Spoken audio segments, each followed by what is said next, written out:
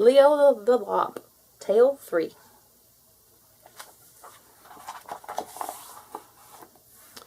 The snow fell lightly and brought the quiet hush of winter to the forest. With each passing day, more and more snow fell until everything was covered in a soft and gentle blanket. The creatures of the forest were nestled warmly in their beds, sleeping away the cares of winter and dreaming of a warm summer morning.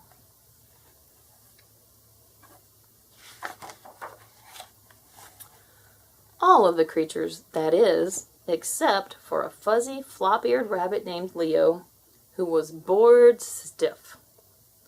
It wasn't that Leo was always bored, but with the coming of winter he had to stay indoors more and more because it was cold and wet outside.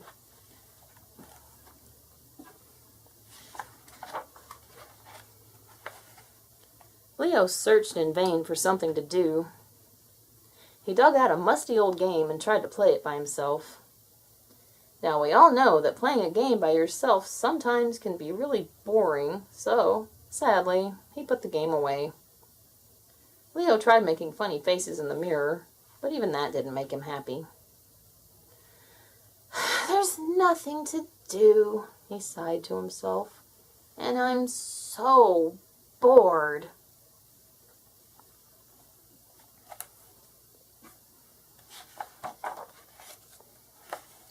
"I know," he shouted in glee to no one in particular. "I'll go outside and find somebody to play with." With that, he wrapped himself up in his favorite scarf, put on his mittens, and dashed happily out into the snow. He looked and looked, but could find no one to play with. "Where is everybody?" he thought. Then suddenly it dawned on him. "They must have gone to sleep for the winter. Well, I'll just go wake them up." So off he hopped through the fluffy drifts of snow.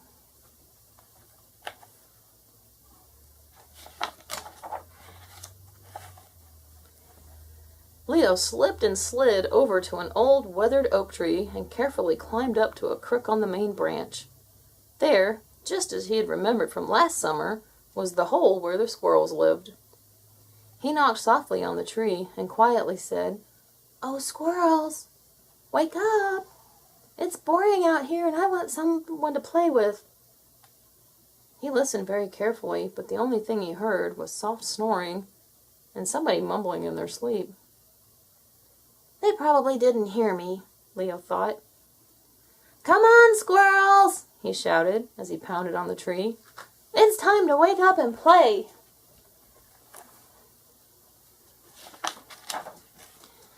Well, the squirrels heard him that time, for Leo could hear them rustling about, grumbling and muttering. "What's going on?" yawned a sleepy and very upset squirrel as he joined Leo on the limb. "I was bored," said Leo with a big smile on his face, "so I thought I'd wake you guys up and we could play some games or something." The squirrel looked at him in disbelief. "You woke us up so you could play some stupid game?" he shouted. With a puff and a snort, he shoved Leo off the tree and sent him flying into the snowbank below. "Silly rabbit! Go find somebody else to play with. It's cold outside and we need our sleep." With a yawn and a stretch, he shuffled back into the warm comfort of the tree.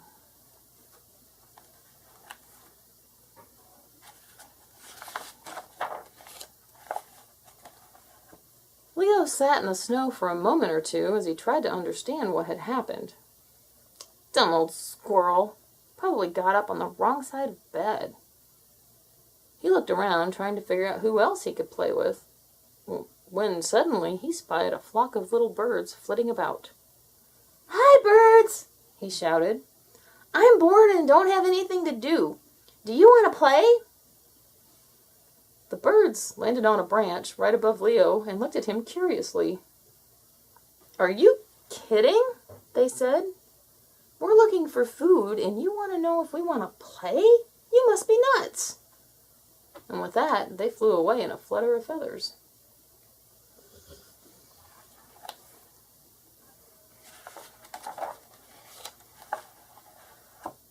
Leo was becoming very confused. He was bored. There was nothing to do and no one to do it with, even if he could find something to do. Pooh, he grumbled as he kicked the snow out of his way. He wandered about aimlessly for hours and hours, looking in vain for something to do, when the winter's silence was broken by a voice out of nowhere. "Who are you, and what are you doing?" Leo turned around, trying to find who had spoken, and finally he looked up into the snowy branches and saw an old owl. "My name is Leo," he sighed, "and I was so bored staying in my den that I thought I would wake somebody up to play with. The squirrels were too tired, and the birds were too busy, and I'm bored stiff."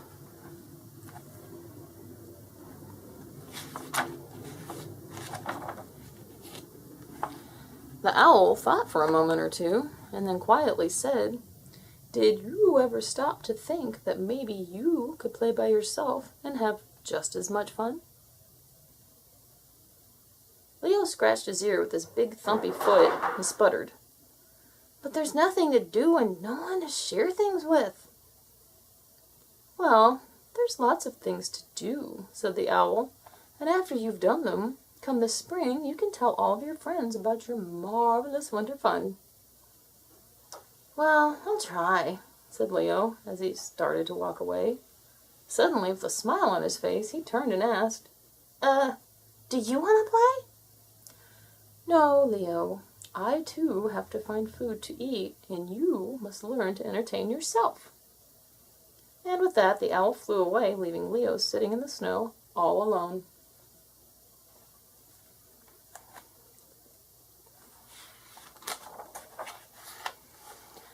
"Well," he sighed, "I guess I've got to try." And try he did. He walked all over the forest looking for something to do, but there didn't seem to be anything there. He walked up the hills through the heavy snow, searching and searching. "I'm getting tired of hopping through the snow.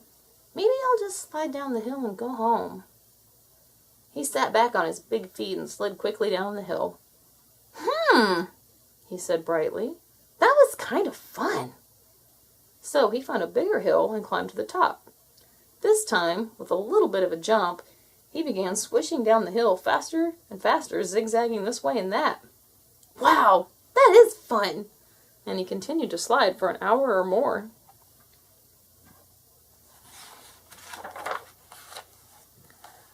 Finally, Leo got a little tired and thought, "Maybe there are more things I can do myself." He looked around and decided what he could do. He rolled a ball of snow, then several more, put them all together, and built the biggest snow bunny that had ever been built in the forest. Boy, was that fun! Leo went home late that afternoon, a tired but very happy rabbit.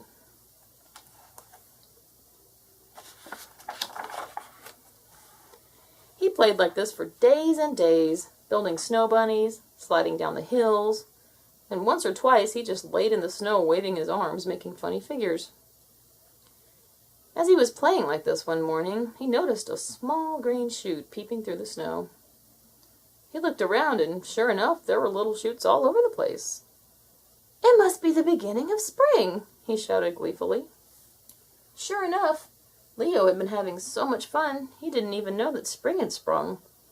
As he watched, in quiet amazement, the flowers began to bloom, and the snow softly melted.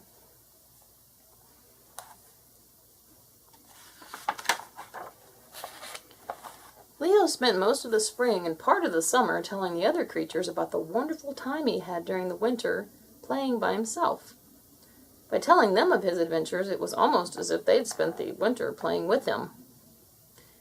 And though he played with all the animals whenever he could, once in a while Leo would go off alone and play by himself.